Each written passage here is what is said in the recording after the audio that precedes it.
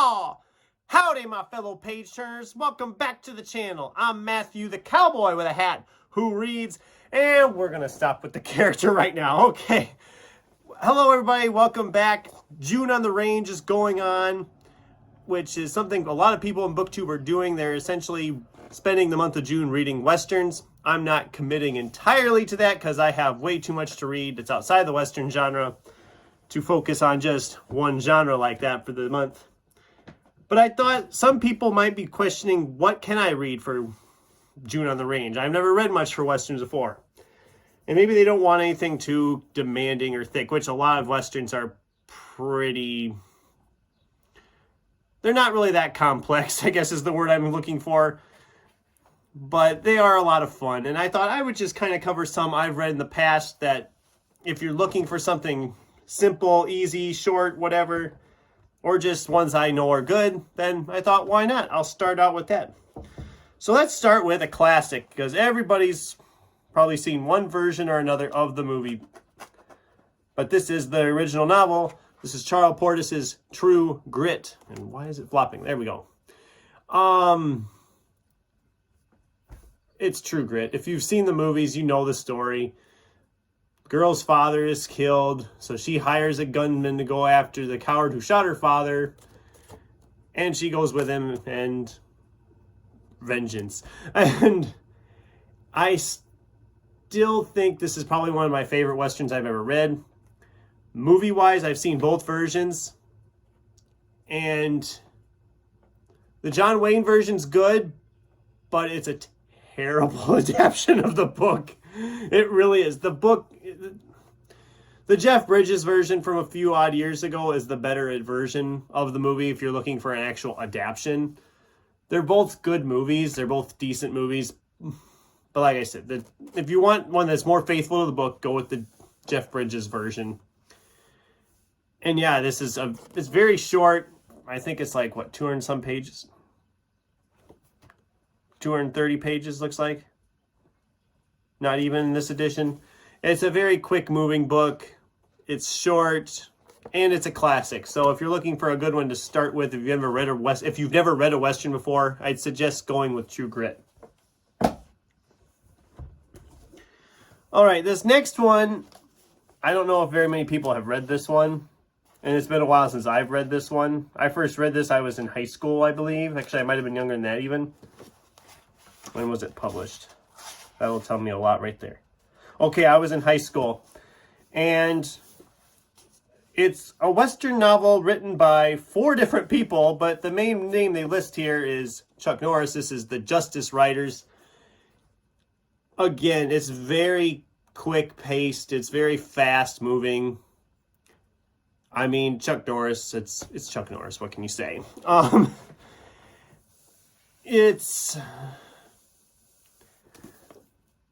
very simple-minded. It's not complex at all. It's very easy read. I mean, probably a middle schooler could read this book and be just fine. It moves right along. It's it's a fun time. It's not anything spectacular, but from what I remember, it was fine. There was a sequel written that wasn't as good. This one was better of the two, but again, it's not a masterpiece. But it's a very short read. It's very fast moving. It doesn't stall around much at all. It moves very quickly. This isn't even 300 pages, and it moves really quickly. And it'd be a good one if you were looking for something to start, or if you've never read a Western before. All right, next up, one of my favorite Western writers, and he didn't write a ton of Westerns. He's better known for his more crime novels, but Elmore Leonard, especially his short Western stories. There's 3:10 to Yuma and other stories, Blood Money and other stories, Trail of the Apache and other stories, and Moment of Vengeance. And you can get all these in, like, I think a nice hardcover edition, but I already had the set like this, and I don't need to switch them over for that.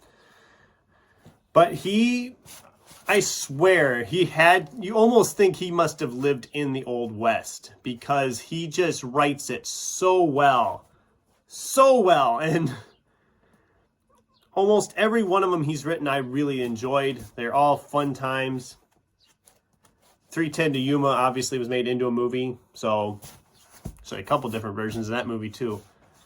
But if you're looking for just short stories in the Western genre, then there's these, like I said, and these are all about 200 pages a piece, and you get like 6 or 7 stories in each one, I think.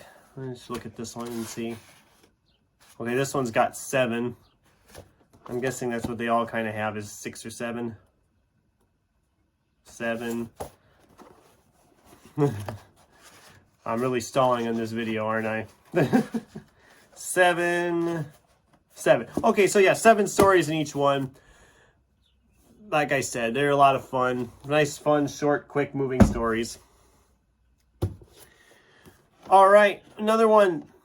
This one also was made into a movie. A lot of the Westerns I've read were made into movies. What can I say? But this is Robert B. Parker's Appaloosa. This is also a series of books. There's like, I think, 9 of them, but he only actually wrote 4 of them because he unfortunately passed away. But they've kind of, I guess he had different plans set up because they're still putting them out. I think it's been a couple years now since the last one, so maybe it's done now. I don't know. But this, again, it's an old Western town, Marshall's.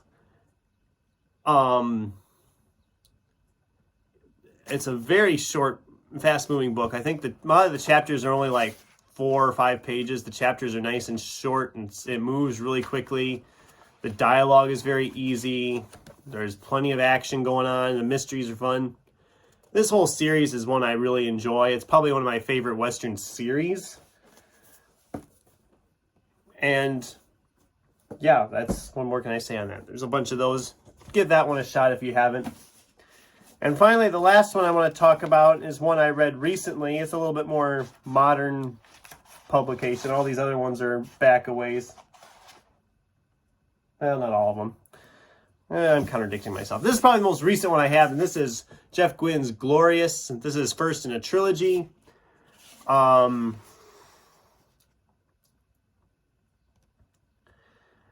Yeah, this book, it's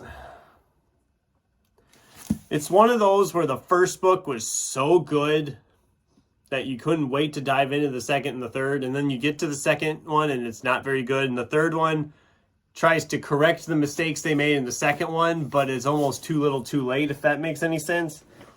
Essentially, our character is essentially a no-good type character, but he ends up getting out in the West because he's being tracked down by a guy who wants to kill him. Then he decides to find this old flame that he was nearly engaged to, but then ran away for money that didn't pan out.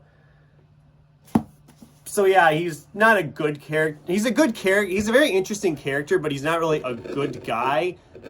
Like I said, the second novel, they took it in a direction where they just pretty much avoided everything we talked about in the first book. And then the third book, they tried to backtrack it, and it didn't really work, if that makes any sense at all. But, so yeah, that's just a handful of Westerns I have that I've read and enjoyed and thought, hey, it's June on the Range. People are looking for Westerns to read. Here's a bunch of options. Otherwise, there are hundreds of other Western novels out there that you can tackle. You have stuff by your Louis L'Amour, Ralph Compton, Judson Gray, Zane Grey, and they've all written probably a good 50 apiece, so you have a lot of options there. But that's all I have today. Thanks for watching. What are you reading for June on the Range? Are you not participating? Let me know in the comments down below. Until next time, keep turning pages, and yeehaw!